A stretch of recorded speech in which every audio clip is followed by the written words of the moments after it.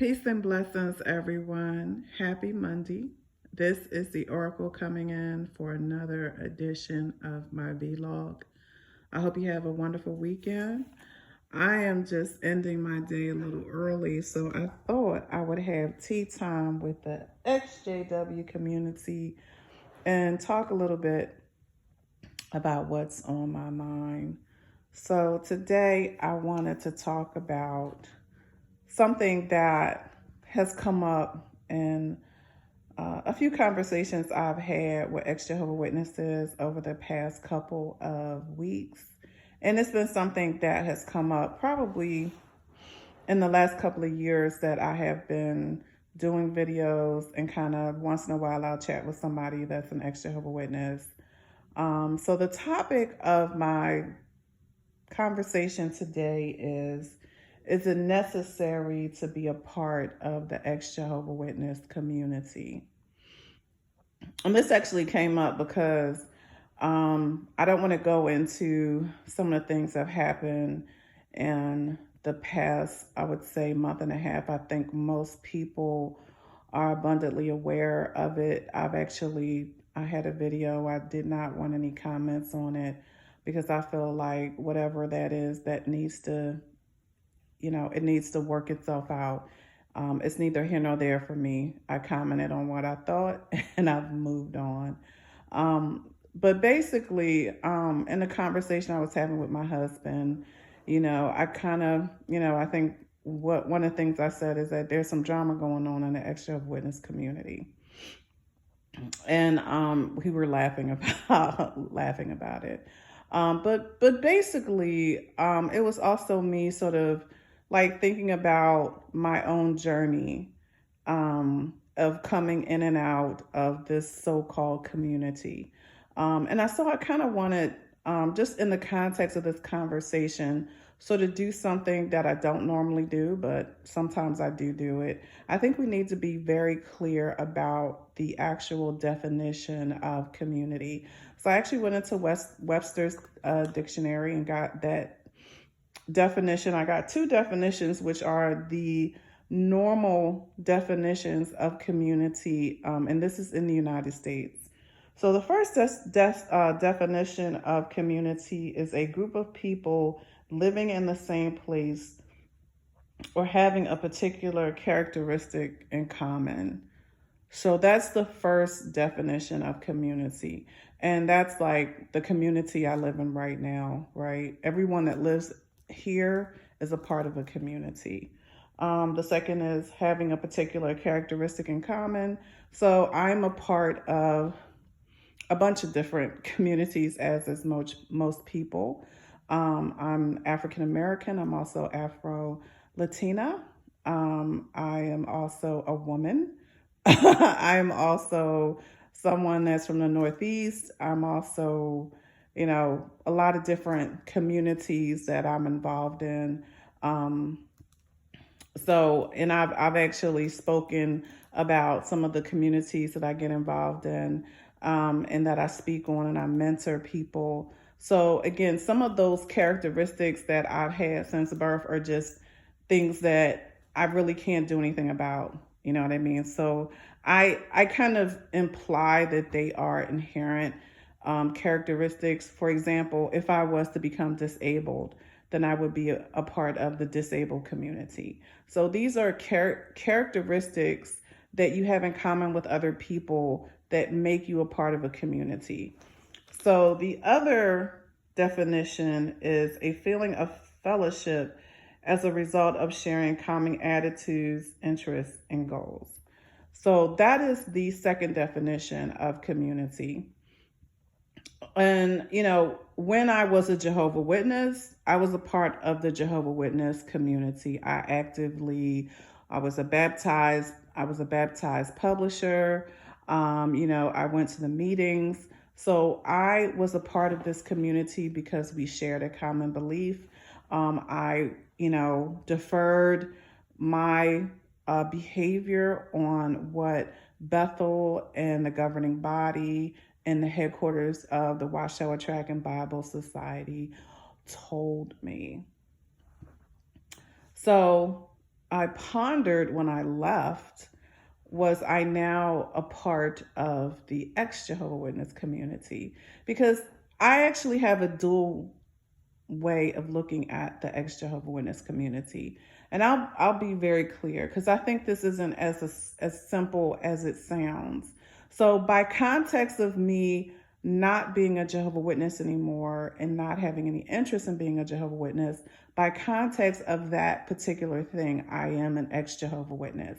So every single person that is not a Jehovah Witness is an ex Jehovah Witness by virtue of that characteristic. So I think in one of my first or second videos, I talked about, I've been out of the Jehovah Witness organization for a majority of my life. I actually was the first person in my family. I'm a third generation born in Jehovah Witness. My parents are born in. My grandparents were actually best friends, and that's how my parents knew each other. My parents got married when they were 18. So, and like everyone on both sides of my family were Jehovah Witnesses. So we were part of a sub community. I knew so many different people. There were like kingdom halls that I would go to, and maybe like 40% up to 50% of those people were my family members, because I have a big family on both sides with lots of kids and lots of, grandkids, as my grandparents would say. So, and they were all Jehovah Witnesses except for maybe, I want to say out of all of my family members, my aunt, my mother's oldest sister, she and her husband were baptized at one time. My uncle got disfellowshipped. He never came back. And my mom and a lot of people said he only basically got baptized to marry my aunt. My aunt was practicing Jehovah Witness until I was probably about, I want to say 15 maybe. And then she got disfellowship and she never came back. But if you look at the types of ex Jehovah Witnesses, because I went into a little bit of detail, and those are just my opinions.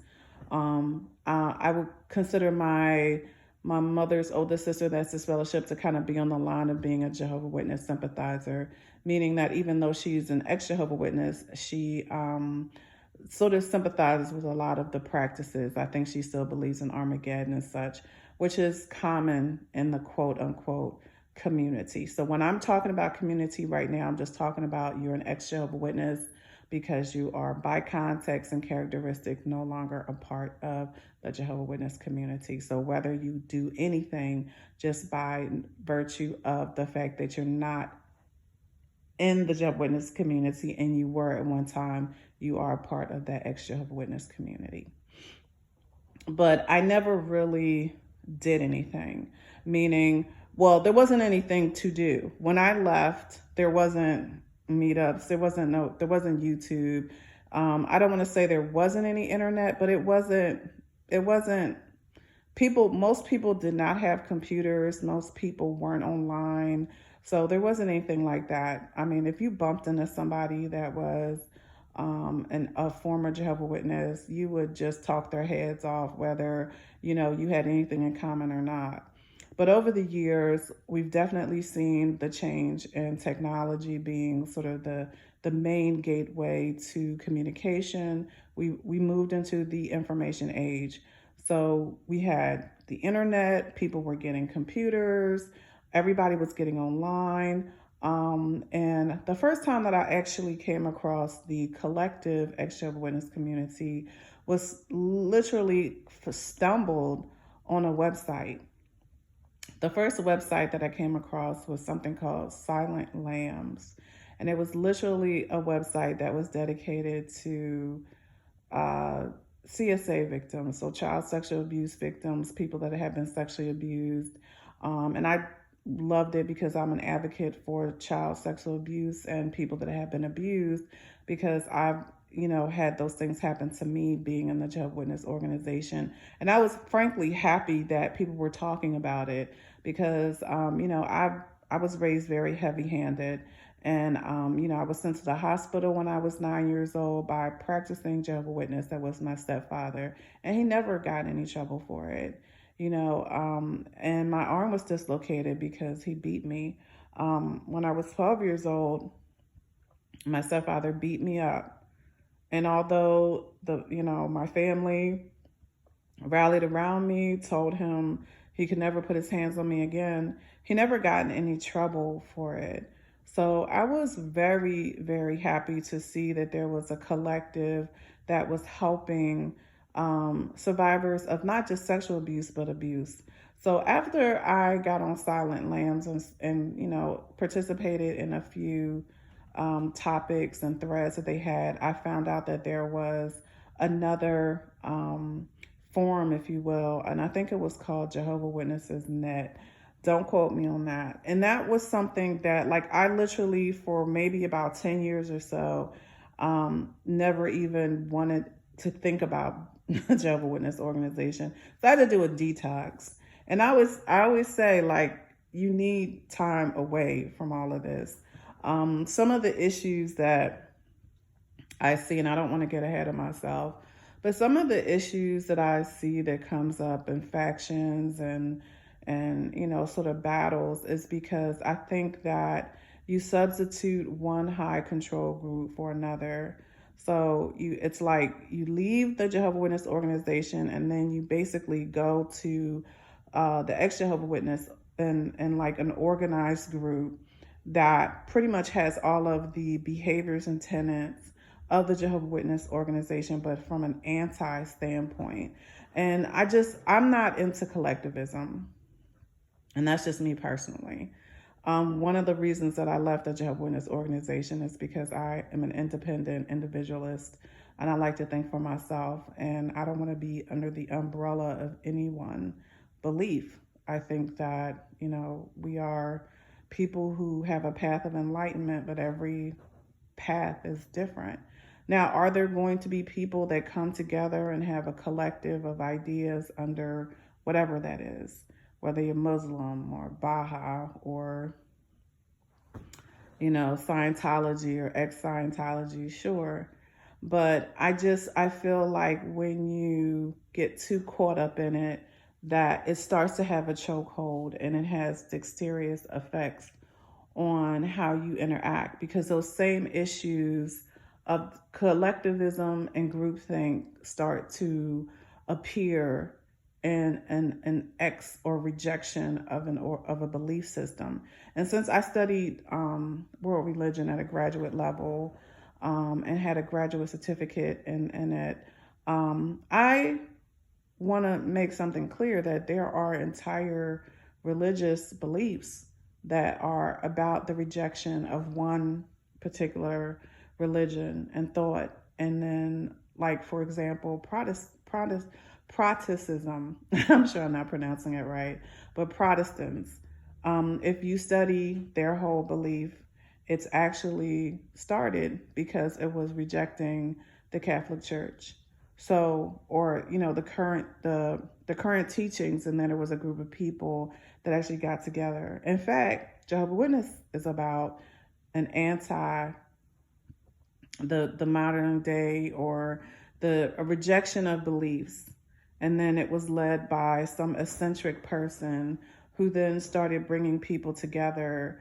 And then he created this belief system, and it was because they were rejecting something. So I don't want to be in anything like that.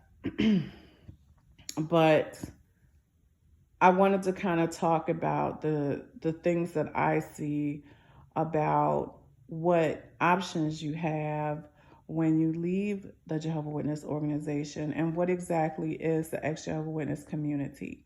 So as I had said previously, I found this forum and I got on it for a little bit, and they were actually having meetups, and I wasn't into that. I actually was more of a researcher. So sometimes in my downtime, I would read over some things more so about, did you know? And I was like, I can't believe that I was a part of this organization. And I had no idea that there was so much behind the scenes and about the organization and the tenants, and the history of it that I just didn't know.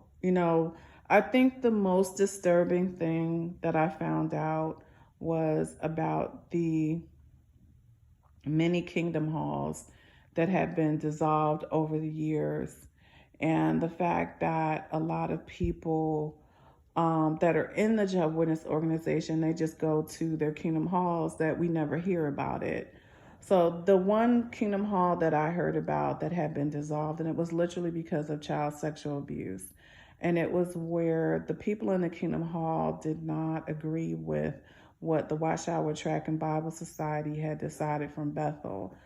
So it was a man who had been abusing a child in a family, and the wife had went to the elders, and the elders had disfellowshipped this man. This man appealed the disfellowshipping and said, and the woman had left. She had left him. And everyone in the Kingdom Hall knew about it because he would go off in the Kingdom Hall.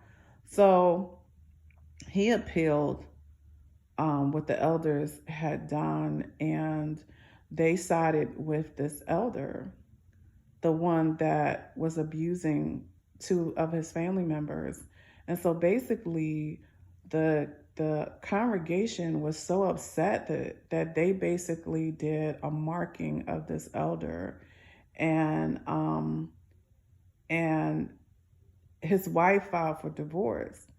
And because the elders would not let him, comment, wouldn't let him do anything in his position, he complained again to the Watchtower Tract and Bible Society, the headquarters, and they sent a company man down, and they basically dissolved the entire Kingdom Hall and disfellowshipped all the elders. And that was literally for them standing up for someone they knew was abusing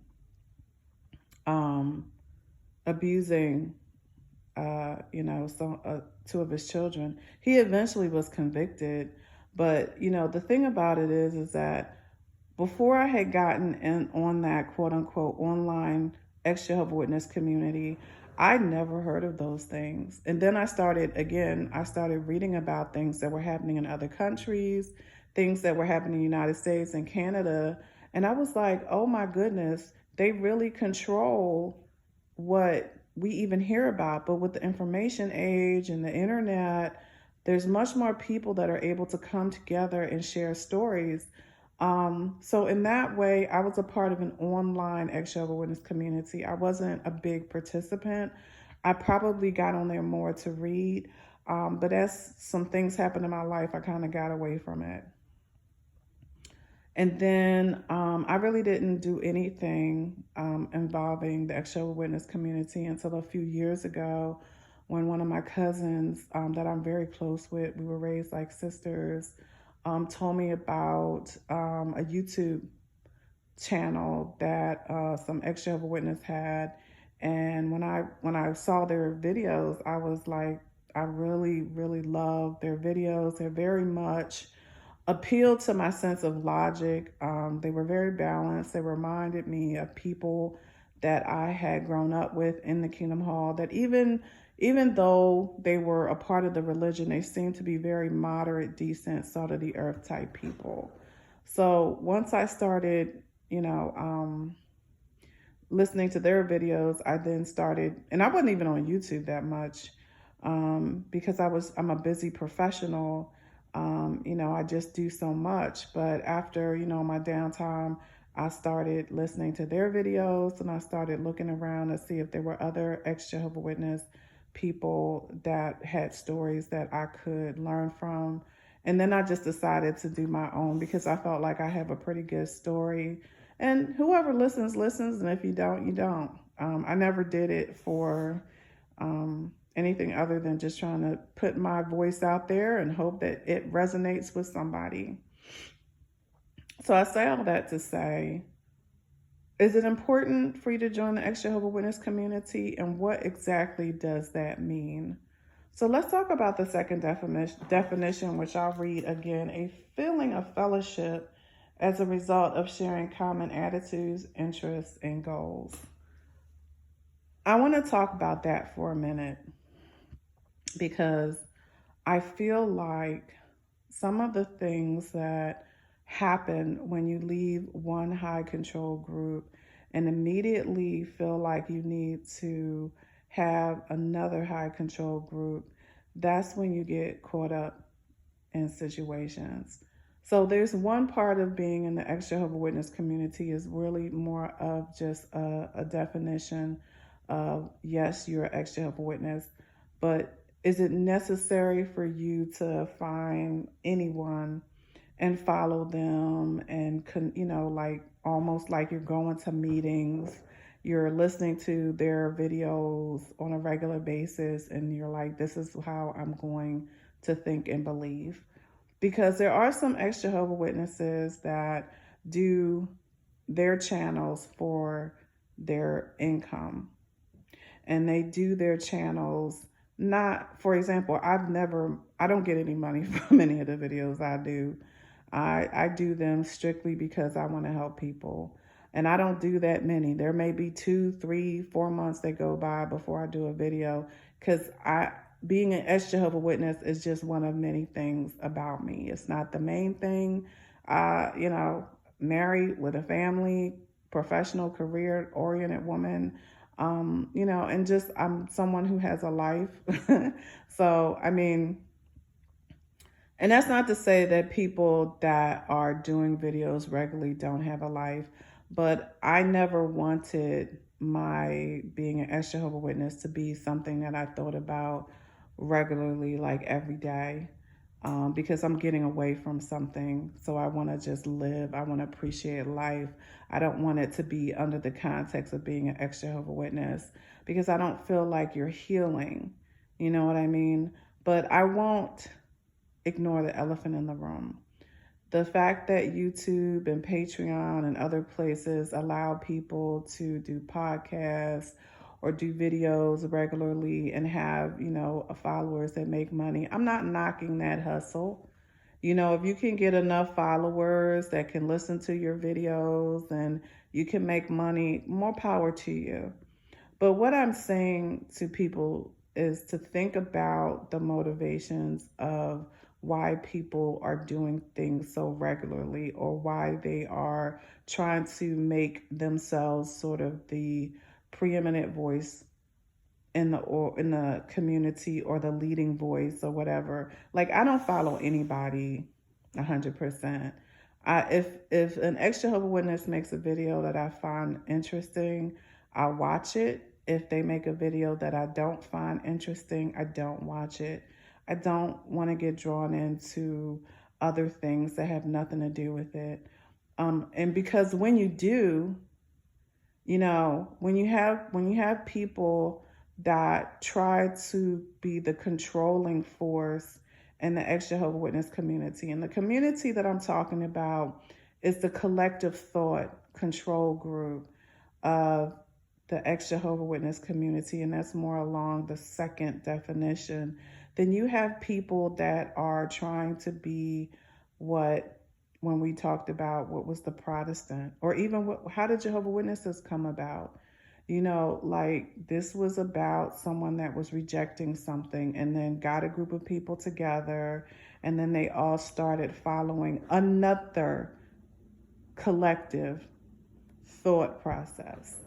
Now, again, I'm not walking other people's paths. Some people some people are followers, some people are leaders, some people are like, I don't want to be in the Jehovah's Witness organization, but I do like the idea of having someone lead me. And that's your walk. If that's what you want to do, more power to you. But I think what I'm trying to say is, when you are a part of that community, you have to be aware that sometimes there's more to it than you might be willing to give, or you might get pulled into something which isn't going to help you heal. And so let's go back to my original question, or my original topic, Is it necessary to be a part of the EX Jehovah Witness community? And my answer is no. And no, in the sense of you do not need to join the EX Jehovah Witness community. You are part of the EX Jehovah Witness community as a characteristic of not being a Jehovah Witness. But do you need to follow any EX Jehovah Witness? Do you need to watch a video by EX Jehovah Witness person or group every week, every time they do a video? You don't have to. You can. There's people that I really enjoy, and just about every time they make a video, I may not get to it right when they do it. Sometimes because I'm busy and I'm like, I'll just crash and do a bunch of them, the ones that I like at the same time, you know, if I have time. But it's not necessary. And sometimes it can be dangerous. I do feel that you need time to heal. The Jehovah Witness organization is a high control group. And, you know, we can talk about that all day. Everyone has shared, that's in the EX Jehovah Witness YouTube community, has shared their path. So we know that for most people, there's a lot of things that you need to heal from. Advocating for CSA people that have gone through child sexual abuse, people that have been abused, people that have been shunned. These are all wonderful things, and there's nothing wrong with helping them. But, you know, have balance in your life. You know, enjoy life. Don't feel that you need to join any collective if that's not for you. So again, this wasn't a long video. I just kind of wanted to reach out to the community. And, you know, so a person asked me, do you consider yourself to be a part of the community? I was like, it's weird because I really do and I don't. I know that I do videos, but I'm not a popular, you know, video person on YouTube. I'm not trying to be. I don't have time to really, you know, think about, like, again, my day ended early. So I decided this was on my mind. So I decided to do a video about it. And that's literally, this just came to me about 15 minutes before I actually did the video. So it's not like there's a lot of prep or anything. I just kind of do conversational, philosophical videos and hope that it resonates with someone somewhere. Because that's how I kind of look. I'm a philosopher in a lot of ways, and I love to talk to people and share ideas and thoughts. I never wanted to be where people aren't free to agree with me or disagree with me, and I don't take that personally. And I think that that's a part of sometimes when you get with certain EX Jehovah Witnesses that are really, that's their full-time work. They're trying to make money. They're trying to lead something. So, different ideas or viewpoints are not really conducive to whatever they're trying to do. And you just kind of have to remove yourself from that type of thing, because really being a part of the EX Jehovah Witness community, from the first definition, is really a characteristic. And I would like to see more people heal and more people live. You don't have to go to meetings 3 times a week. You don't need to get into the drama. Life is to be celebrated, and, people are to be enjoyed. If you don't agree with something that someone says, agree to disagree. Move on. But anyway, those are my thoughts. I hope that you are having a lovely day, and I look forward to talking with you soon when my next video drops. Have a blessed day.